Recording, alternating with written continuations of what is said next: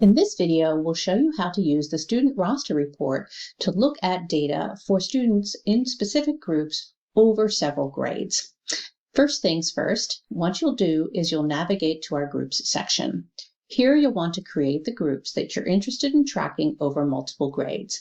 For example, let's say we want to track students in grades 3 and 4 who are receiving learning supports. So first I'm going to create those subgroups. Here I've got my grade 3. I'm going to expand that page, and I'm going to select those students in my demo group who are currently receiving additional support. Once I've begun selecting those students, I'll now choose the Add to Group feature, and I'm going to create a new group, Grade 3 Learning Support. Okay, so now that that group has been created, I'm going to do the same thing for grade 4. Again, I'll be selecting those students who are receiving learning supports.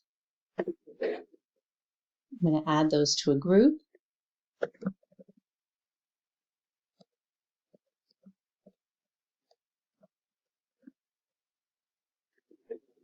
Keep in mind that students can be part of different groups at their given grade level.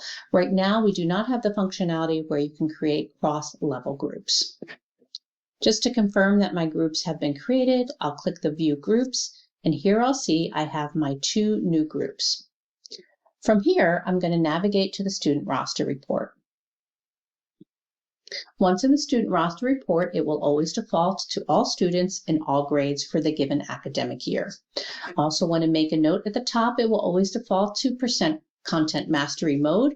You can always toggle if you're looking to view students more specifically to their percentile mode, to their percentile rank, as well as looking at their scaled score.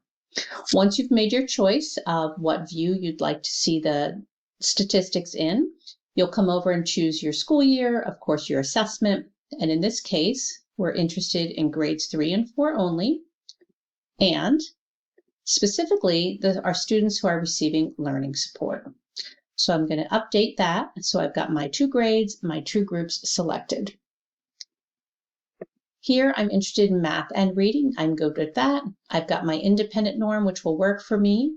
I also have an option here to slide this bar. Perhaps I want to see students in a certain percentile rank range, but I'm just going to leave this fully expanded. Once I apply, I'll now see students in both grades 3 and 4.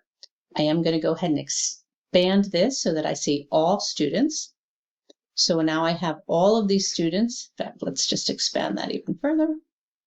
Okay, so here are all of these students that apply to these 2 groups.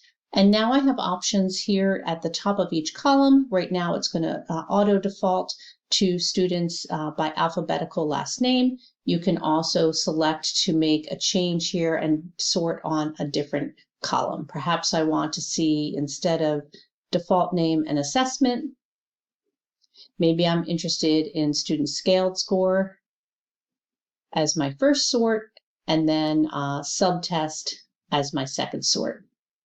Okay. Once you've done that, you'll see those students, and hopefully that will help you understand this particular group of students in a more meaningful way.